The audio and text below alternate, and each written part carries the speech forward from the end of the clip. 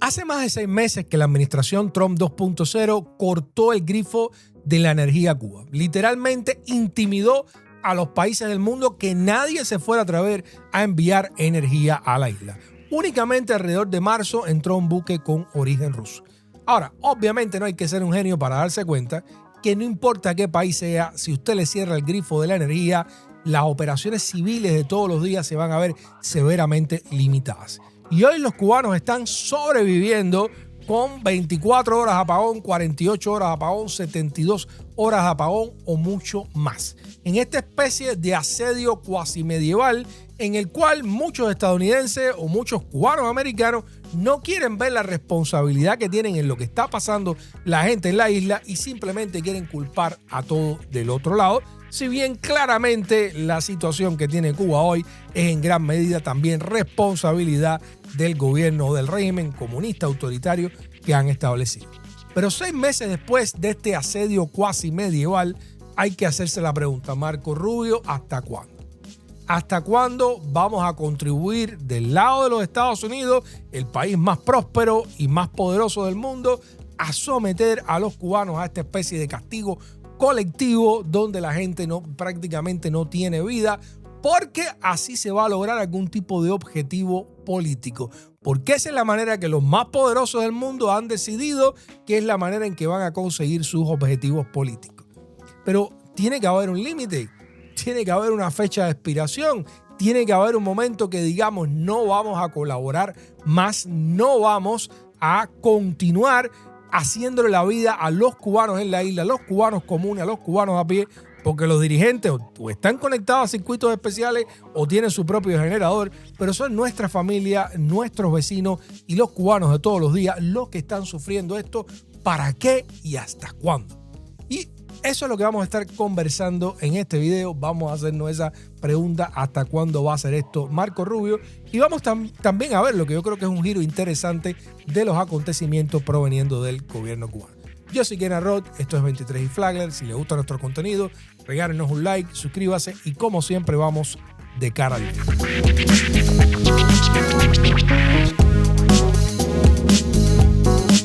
Por años yo también he dicho que quiero en Cuba un sistema democrático, los cubanos se merecen un sistema democrático y la prosperidad de la isla dependerá en gran medida de lograr precisamente la participación de todos sus hijos. Pero no todo vale en esta tierra, no todo vale. Si continuamos deteriorando el país, deteriorando esa sociedad, creo que lo único que vamos a poder hacer es repartirnos las cenizas al final de todo esto. Y a veces, por supuesto, me cuesta trabajo entender para qué todo este sufrimiento que desde Miami un sector de los cubanos americanos, cada vez más radical, cada vez más confrontativo, y desde el sector más radical en Washington están diciendo que la solución a los problemas de Cuba parece ser matar a los cubanos. O sea, eliminarlos, hacerlos morir de tristeza, de hambre, de depresión, para ver si en algún momento la clase política decide que es momento de cambiar, ¿no? Entonces, me parece que hay una especie de chantaje mutuo ahí. Ellos acusan a que es el gobierno cubano el que chantajea a los que están afuera con la vida de los que están adentro, pero también parece que los que están afuera igualmente quieren chantajear al gobierno cubano con la vida de los que están adentro. Hay que ver a quién le importa más todo esto y hay que ver también quién está dispuesto quizás a llevar esto hasta las últimas consecuencias y simplemente recoger de su propia familia, si está en la isla, las cenizas. No obstante, quiero mostrarles un giro interesante o por lo menos inesperado de los acontecimientos en todo esto. Inesperado en una especie de ángulo que les voy a comentar al final de este reporte del New York Times, que es una entrevista. Una entrevista que hacen al viceministro de Relaciones Exteriores, Carlos Fernández de Cosío, en Cuba. Dice: Cuba a Trump, estamos abiertos a los negocios. Un alto funcionario cubano dice que la isla no negociará su política, pero está dispuesta a hablar de inversiones, incluso del presidente Trump. O sea, a pesar de todo esto, ellos están diciendo: oye, vamos a dejar la pelea, vamos a hacer negocios, vamos a ponernos de acuerdo y tal vez eso sea lo más conveniente para todos. Nosotros ganamos, ustedes ganan y en definitiva, pues la gente puede regresar a cierta normalidad. No una normalidad democrática probablemente, pero tal vez una normalidad vivible a diferencia de la que están enfrentando ahora con las presiones de ambos lados. Este es el viceministro de Relaciones Exteriores. Dice el New York Times, y caracteriza un poco la situación en Cuba. El turismo se ha desplomado. La red energética colapsó 3 veces en 9 días este mes. Y aparte de un solo petrolero ruso en marzo, los aliados de Cuba no han estado dispuestos a poner a prueba la orden del presidente Trump de que no se entregue combustible a la isla. Sin embargo, más de 6 meses después, el gobierno sigue intacto y los cubanos están encontrando formas de salir adelante. Yo creo que el New York Times se está yendo muy adelante diciendo que han encontrado formas de salir adelante, pero lógicamente están encontrando formas de adaptarse y de sobrevivir. Creo que es lo más que se puede pedir en todo esto. Y yo tengo que decir que aquí en Miami, porque yo lo escucho, porque veo a la gente hablar, y aunque no salen los medios, y aunque no lo están diciendo los influencers, y aunque no lo están diciendo los periódicos, los cubanos aquí en Miami, muchos se están preguntando si vale la pena lo que estamos haciendo. Si el sufrimiento de todas nuestras familias vale la pena o va a conseguir algo realmente significativo. Yo voy a adelantarme y voy a decir que quizás toda estrategia de Marco Rubio, en mi opinión, fallida, en mi opinión, equivocada, ha logrado algo. Hay que darle un mérito y es acelerar la transición económica, los cambios económicos en Cuba. Yo no estoy seguro que pueda lograr algo más que eso o que pueda lograr algo más que eso en un tiempo prudente, en un tiempo antes que el deterioro del país ya sea total, absoluto, brutal, irreconocible. Y en ese momento, bueno, pues entonces será la expectativa de Marco Rubio verse obligado a llevar a una intervención estadounidense a Cuba. ¿Estará los Estados Unidos dispuestos a pagar los billones de dólares que va a imponer la realidad de tener que controlar administrativamente esa isla a 90 millas de los Estados Unidos? Yo creo que hay grandes contradicciones y obviamente quizás salidas que no son políticamente viables, pero aún así estamos caminando como sleepwalkers, ¿no? Como sonámbulos hacia una situación terrible.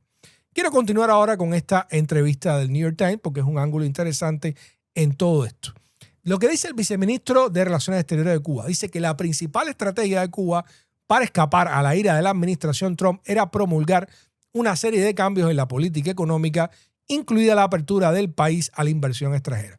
Y el señor Trump podría incluso invertir él mismo, dijo Fernández de Cosío. Ojo, estas medidas que lanzaron para técnicamente mover a Cuba hacia una sociedad más de consumo, aunque ellos digan que van a seguir por la línea ideológica socialista, esto se parece más al capitalismo chino, por ejemplo, que otra cosa. Independientemente de eso, no va a funcionar si los Estados Unidos no le abren el grifo de la energía, o no le abren el grifo del turismo, o no le abren el grifo del sistema financiero internacional. Por mucho que intenten hacer los cubanos, si los Estados Unidos no colabora de cierta manera, pues esto no va a ir a ningún lugar y lo único que va a poder recoger los Estados Unidos es un país en colapso en algún momento, es posible, y va a tener entonces que pagar de su bolsillo, del bolsillo del contribuyente, el comenzar a reconstruir esa isla. ¿Tendrá Donald Trump capital político para eso? ¿Tendrá Marco Rubio capital político para eso? ¿O piensa que por eso tiene que verse en una situación donde está obligado a hacerlo? Someter al máximo estrés al país para que todo colapse y entonces decir, bueno, no hay otra manera de resolver esto si no es metiéndonos y poniendo el dinero para reconstruir este país. ¿Quién sabe? Pero el punto más interesante de esta entrevista es que están llamando a Donald Trump ahí. Y esto no lo dice Fernández de Cosío, esto lo dicen los medios oficiales. Pero hay medios propagandísticos cubanos alternativos que están dando a entender de que Cuba podría ser un refugio para Donald Trump una vez que haya concluido su presidencia. Temiendo el actual presidente que el sistema judicial de los Estados Unidos y el sistema de justicia venga tras él por toda la delincuencia en la que ha estado metido durante este segundo mandato, pues tal vez Cuba, que no necesariamente está controlada por los Estados Unidos, al menos en este momento, podría ser un refugio para que Trump, su familia, su organización estuvieran allá. Esto no es lo que está diciendo el viceministro de Relaciones Exteriores, esto no es lo que está diciendo el gobierno de Cuba, pero es lo que están diciendo canales y medios asociados, alternativos, dando a entender de que, oye, si te quieres escapar de lo que te viene encima, tal vez te convenga invertir en un país como Cuba y crear este refugio para ti. no sería sorpresa porque Donald Trump dijo durante la campaña electoral del 2024 que si él no ganaba, se iría para Venezuela. ¿Qué tenía Venezuela? Bueno, pues la distancia con los Estados Unidos, que él pensaba que tal vez podría tener más refugio en este país del que pudiera tener en otro país aliado de los Estados Unidos o en los propios Estados Unidos. Entonces, esto es un giro, yo digo, interesante de los acontecimientos. ¿Será esto un selling point, un punto de venta suficiente para Trump para decirle por qué tú no colaboras con nosotros y creas tu propio refugio? No vaya a ser que en el 2028 tu partido no gane y después te venga la justicia con el mazo para arriba. Interesante, no digo que esté de acuerdo con eso, no digo que sea lo que va a suceder, pero es un giro en el pitch que le están haciendo a Trump para que tuerza, vire o abandone esta política de buscar el colapso que ha seguido en definitiva, obviamente, Marco Rubio. Ahora, supongamos que Donald Trump no compra y que Marco Rubio es el que sigue con esta estrategia, digo yo, del colapso. ¿Hasta cuándo es? ¿Hasta dónde es? Tienen que empezar a morirse la gente en la calle más de lo que estamos viendo ya. Tienen los hospitales que colapsar más de lo que estamos viendo ya. Tiene que irse todo el capital humano de Cuba más de lo que estamos viendo ya. O sea, ¿hasta qué punto quieren llevar realmente esta gente? ¿Está dispuesto Marco Rubio a llevar esto hasta el punto de las cenizas? Porque lo que están dirigiendo en Cuba, cuidado, ellos pueden no tener ningún incentivo a entregar nada. En Cuba no hay una oposición articulada efectiva e incluso si mañana ocurriera un levantamiento social, yo creo que han entrenado, han ensayado y si algo sirve la experiencia de Irán, por ejemplo, es que usted desconecta a la gente y es muy difícil después, si no hay una oposición articulada dentro de la isla, mantener ese tipo de espíritu del levantamiento social. Después del 11 de julio en Cuba se intentó hacer la marcha cívica por el cambio en noviembre y a pesar de que se anunció, se requete anunció que todo el mundo sabía lo que iba a pasar, la gente no salió a las calles. Así que estos procesos son bastante complicados y no están garantizados de que vayan a ocurrir. Entonces, ¿hasta dónde va a llevar esto Marco Rubio? Y yo por eso estoy diciendo que a mí me parece el peor de los escenarios que ellos quieren verse obligados a meterse en Cuba, porque lo que se esperaría en este momento sería una serie quizás de exigencias. Bueno, si tú liberas a los presos políticos, que se está diciendo que son alrededor de 1,000 presos políticos, pero me han dicho que en las listas que están constituidos rondan los 200 o los 300, porque hay varios que han salido. Los especialistas en el tema, por favor, en el comentario me pueden decir si es efectivamente o no. Pero el punto es que tal vez tú dices, bueno, si tú liberas a los presos políticos, nosotros vamos a hacer esto. Si tú legalizas quizás determinados partidos o medios independientes, si permites observaciones internacionales, si sacas a Díaz-Canel, suponiendo que eso sea lo que aspira los Estados Unidos, pero que tengan una lista clara de cuáles son las cosas que ellos están esperando que haga el gobierno cubano y cuál es la contraparte, la contramovida que ellos van a hacer aquí. Porque ahora mismo lo que tenemos es simplemente, mira, transiten a la democracia.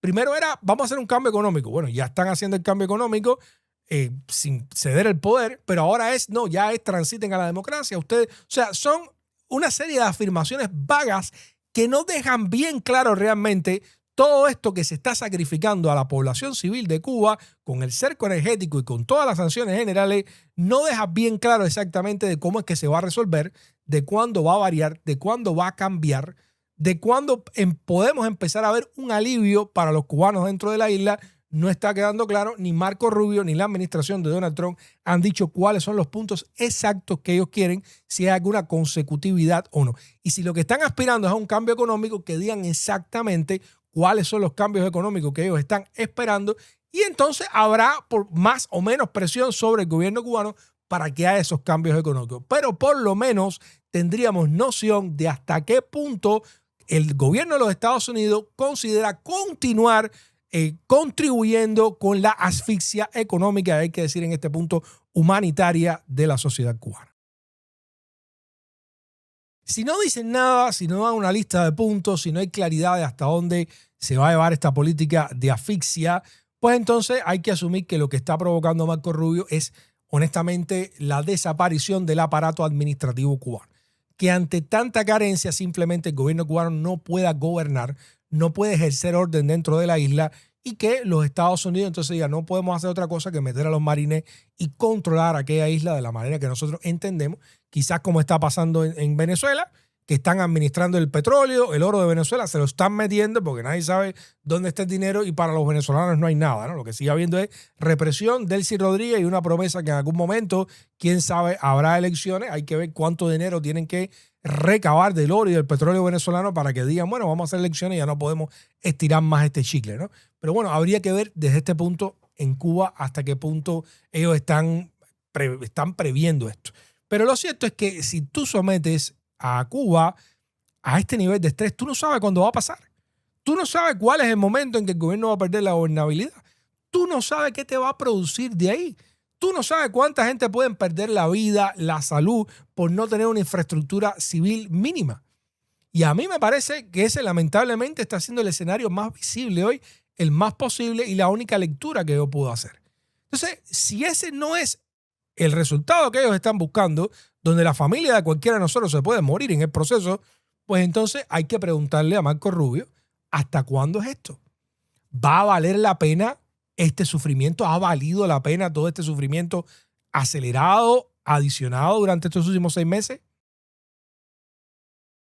Mi esperanza es que cada vez más cubanos se den cuenta o se pregunten si vale la pena lo que estamos haciendo, si lleva a algún lugar, si conduce a algún lugar. Porque incluso si los trompistas sobre Marco Rubio controlaran el país, yo seriamente tengo duda de que eso vaya a conducir a absolutamente nada democrático, como no ha conducido a nada democrático en Venezuela. De hecho, lo que han provocado es debilitar a la oposición en la figura que tenían de María Corina Machado. En Cuba no creo que vaya a ser distinto, va a ser un capitalismo de compinches trompistas, el mismo que ahora están acusando que es un capitalismo de compinches comunistas.